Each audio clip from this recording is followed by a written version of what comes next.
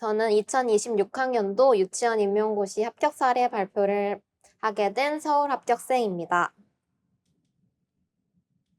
먼저 제 소개를 해보려고 합니다.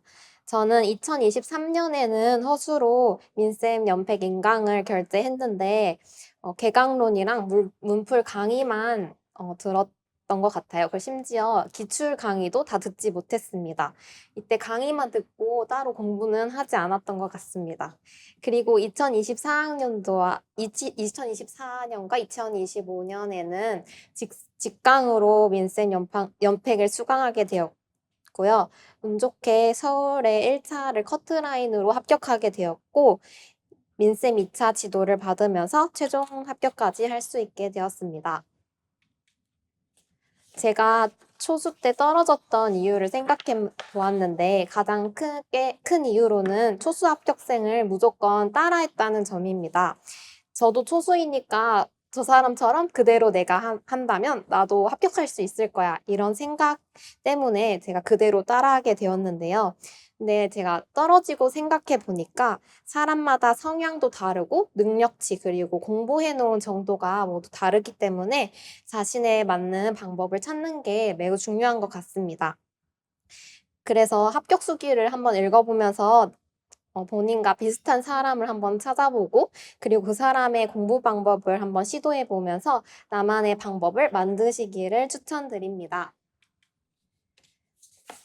그리고 저는 저에 대해서 생각해 볼 때 중고등학교 때랑 대학교 그리고 한국사를 공부했을 때 내가 어떻게 공부했을 때 성적이 잘 나왔는가 이런 점들을 생각해 보게 되었어요. 먼저 저는 중고등학교 시절 때 국어랑 영어를 못했고 그 대신 수학이랑 과학을 좋아했어요. 그래서 그런지 문해력이 좀 낮다는 생각이 들었고 글을 읽는 속도가 매우 느렸던 것 같습니다. 그리고 한국사를 공부할 때 그냥 단순히 무작정 암기하기보다는 이해를 충분히 한 다음에 암기를 했을 때 저 스스로도 암기가 더 쉽게 느껴졌던 그런 경험이 있는데요. 이러한 경험을 보완하기 위해서 저는 1월부터 6월에 기본서를 회독하고 그리고 기본서에 저만의 정리를 해보았습니다. 제가 이게 초수랑 재수 둘 다 같이 두 번 다 같은 책에 공부를 해서 이렇게 좀 더러운데 여기서 형광펜은 안 보셔도 될 것 같고 제가 지워지는 볼펜을 사용했어요. 그래서 빨간색은 중요한 키워드를 작성했고 보라색은 교사에 관한 내용들을 정리할 때 보라색을 사용했고 나머지는 파란색 볼펜을 사용했던 것 같습니다. 여기 옆에 보시면 줄글을 읽으면서 이 부분의 내용은 어떤 내용인지 왜 중요한지를 말해주고 있구나 이렇게 써보고 옆에 숫자를 표시한 거는 두 가지 중요한 점을 이야기하고 있다는 것을 이렇게 옆에다가 적으면서 공부를 했었습니다. 이렇게 어떤 내용을 말하고 있는지 저만의 정리를 하면서 공부하니까 회독할 때 더 눈에 잘 보이고 쉽게 읽혔던 것 같습니다. 그리고 다음으로는 저는 고등학생 때 자기주도 학습 능력이 되게 부족하다는 생각이 들었어요. 왜냐하면 중간에 막 혼자 공부해도 될 것 같다는 생각에 학원을 다 그만뒀던 경험이 있는데 이때 혼자 공부하려던 열정이 그렇게 길게 가지 못해서 다시 학원에 갔던 경험이 있습니다. 그렇기 때문에 저는 직강을 선택을 했고요. 그리고 저는 대학교 때 집중력이 정말 부족하다고 느꼈어요. 왜냐하면 한 곳에서 공부하게 되면 다른 생각을 막 하는 시간이 많고 마감 시간에만 공부가 잘 되는 거예요. 그래서 저는 친구랑 같이 9시까지만 공부할 수 있는 컴퓨터실에서 1차로 공부하고 그리고 12시에 문을 닫는 카페에서 2차로 공부하고 마지막엔 집에서 친구랑 같이 공부를 했던 경험이 있습니다. 이랬던 경험을 제가 바탕으로 임용을 공부할 때 짝스터디 쌤과 교시제를 운영하게 되었어요. 근데 이게 어떤 공부를 하느냐에 따라 스케줄은 달라지는데 그중에 기본서의 기간 때는 어떻게 했는지 설명해 드리려고 합니다. 저는 점심을 먹고 저녁 먹기 전까지의 시간을 3교시 아니면 4교시를 나눠서 공부를 했는데요. 이때 분량을 짝수덕 이쌤과 나눠서 1교시에 공부한 분량을 1교시 쉬는 시간에 통화로 서로 물어보고 답해보는 시간을 가졌습니다. 이렇게 교시제 저처럼 집중력이 조금 부족하다는 생각이 드시면 교시제도 한번 시도해보는 것을 추천드립니다. 그리고 저는 대학 졸업 후에 교육대학원에 진학하여서 교원 자격증을 취득하게 되었는데요. 그랬기 때문에 제 주변 친구들은 다 취업했던 상황이 있었어요. 그래서 근데 만약에 제가 직강에 오지 않고 혼자 계속 공부를 했다면 나만 이렇지 하는 생각이 좀 많이 들면서 우울해졌을 것 같아요. 근데 직강에 오면서 선생님들을 많이 만나게 되었고 서로 응원해주고 지지해주는 그런 시간들이 저에겐 큰 힘이 되었던 것 같습니다. 그리고 저는 조금 완벽주의 같은 성향이 있었는데 이게 1차를 준비할 때는 크게 단점으로 느껴지지 않았어요. 근데 2차를 준비할 때 이게 너무 조금 저를 힘들게 하더라고요. 왜냐면 2차는 범위가 너무 방대하고 이걸 다 완성하는 것은 조금 불가능에 가깝기 때문이라고 생각하는데요. 이때 2차를 준비할 때 직강에서 만난 선생님들이 그래도 너 처음보다는 잘하고 있다. 그렇게 이야기해줬던 긍정적인 피드백이 정말 도움이 되었습니다. 그리고 저는 재수를 하기 전에 제가 기출 답안을 작성해보고 왜 틀렸는지 한번 생각해보는 시간을 가졌어요. 그리고 틀린 이유에 대한 문항 개수를 적어보고 그리고 개선 방향을 한번 적어봤습니다. 근데 제가 여기 보다시피 암기하는 거 말고는 대부분 기본서를 읽으면서 기본서에 단거나 해야겠다는 생각을 많이 하게 되었습니다. 그리고 앞서 말씀드렸던 것 외에도 제가 도움이 되었던 공부 방법을 한 가지 소개해드리고 싶어서 가지고 왔는데요. 저는 문풀과 모고시기에 저만의 사고 습관을 정리해보는 파일을 만들었습니다. 오답을 하고 나서 이 문제를 왜 틀렸을까에 대해서 사고 습관을 정리하고 그리고 그 밑에는 몇 쪽 페이지와 그리고 어떤 문항에서 틀렸는지 저만의 표시 방법을 만들어서 정리해 보았습니다. 그리고 시험 전주에는 제가 그동안 정리해놨던 사고 습관을 이렇게 한 장으로 정리해 보았는데요.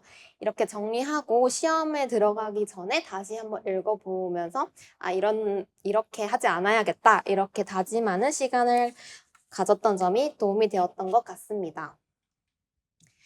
그리고 이제 제가 2차를 준비하는데 도움이 되었던 점에 대해서 소개해드리고 싶어서 가지고 왔는데요. 먼저 1차 발표 전에는 민쌤의 2차 강의가 도움이 되었습니다. 특히 민쌤이 강조해 주셨던 내용이 시험에 다 반영되었던 것 같은데 그래서 이번 민쌤의 2차 강의를 들으시면서 민쌤이 강조하셨던 것을 꼼꼼히 공부해 보시면 좋을 것 같습니다. 그리고 그 민쌤 2차 강의에서 진행되는 현직 선생님들의 특강이 정말 도움이 되었는데요.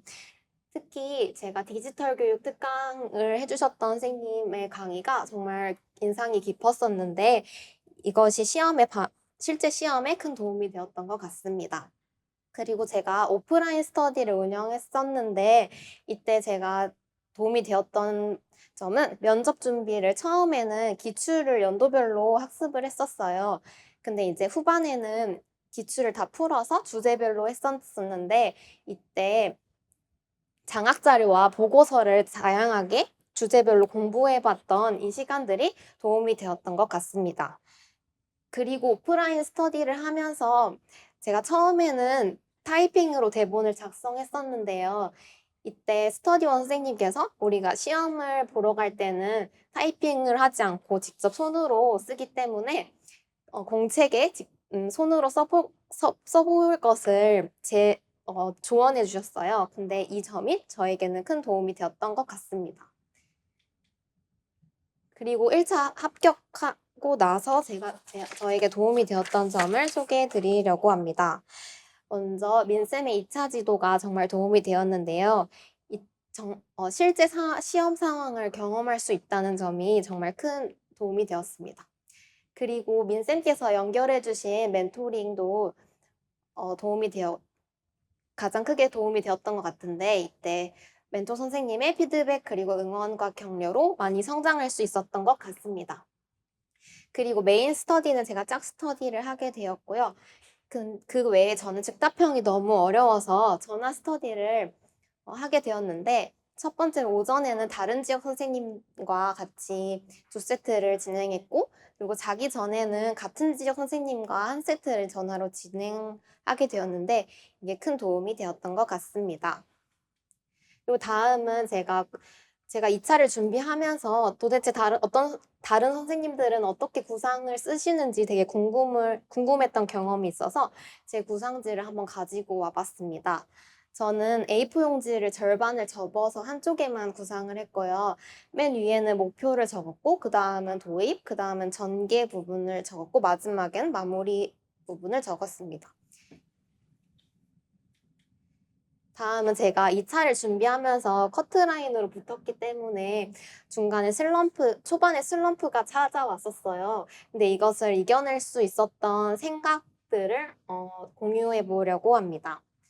먼저 저희는 서울이 총 44명을 뽑았기 때문에 1차 붙은 사람 중에 22명이 떨어졌어야 했어요. 근데 저도 커트라인이니까 저 같은 사람이 11명이 있고, 그리고 커플 0.33은 11명이다, 이렇게 혼자 세뇌를 시켰습니다. 그래서 나는 여기서 0.34점만 더 잘 보면 된다, 이렇게 생각을 하니까 조금 부담감을 내려놓을 수 있었습니다. 이렇게 내가 1등을 해야 된다는 생각보다 하위권에서 1등을 해보자, 이런 생각을 한다면 조금 도움이 될 것 같습니다. 그리고 하위권에서 1등을 하려면 저는 자신감 있는 모습이 매우 중요하다고 생각이 되었어요. 그래서 자신감 있게 말하고, 그리고 제가 조금 차분하게 말하는 스타일인 것 같아서 톤을 다양하게 사용하고 과하게 표현하려고 노력해 보았습니다. 근데 이렇게 자신감 있게 말하려면 저는 평가자가 우리를 좋아한다는 생각을 가지고 있으면 더 도움이 된다고 생각이 들었어요. 그래서 저를 좋아하는 이모랑 엄마가 앞에 앉아 있다라고 생각을 하고 면접을 했던 것 같습니다. 그리고 제가 좀 부담감을 내려놓을 수 있게 도움이 되었던 것은, 만약에 내가 합격했을 때의 단점들을 많이 생각을 했어요. 좀 심각한 민원을 받았을 때 나의 상황, 이런 것들을 생각해 보았고, 그리고 만약에 내가 떨어졌을 때 다른 길로 엄청 성공한 나를 한번 상상해 보았습니다. 저는 이렇게 떨어졌을 때 긍정적인 점들을 생각해 보면서 부담감을 내려놓을 수 있었어요. 그리고 제가 도움이 되었던 말이 있는데, 나는 해낼 수 있는 능력이 있다라는 말이었어요.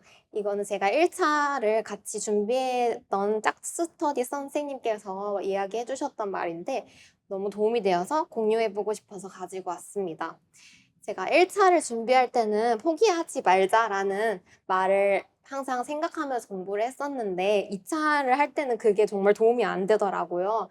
그 대신 나는 이미 해낼 수 있는 능력을 가지고 태어났다. 그래서 내가 준비만 하면 합격을 할 수 있다. 내가 이 책상에 앉아서 책을 읽기만 해도 나는 합격할 수 있다, 이런 생각을 하다 보니까 2차를 하고자 하는 동기가 많이 생겼던 것 같습니다. 그리고 제가 마지막으로 1차와 2차를 공부할 때 항상 과거의 저와 비교를 하는 시간을 가졌어요. 다른 사람이랑 비교하게 될 경우에 옆에 있는 선생님들은 너무 잘하는 사람도 많고 되게 열심히 공부하시는 선생님들 많아서 되게 작아질 때가 있었거든요. 그 대신 과거의 나와 비교하면서 성장했던 나를 발견하고 스스로 칭찬하고 격려하는 시간이 정말 도움이 되었던 것 같습니다. 제가 이렇게 말씀드린 것 외에도 제가 1년 동안 어떻게 공부했는지 합격 수기에 자세하게 적어 놓았고요. 그리고 제가 2 차를 준비하면서 궁금했던 점들을 합격생에게 궁금했던 점들을 합격 수기에 적어 놓았으니까 한번 궁금하시면 참고해 보시면 좋을 것 같습니다. 이상으로 발표를 마치겠습니다. 감사합니다.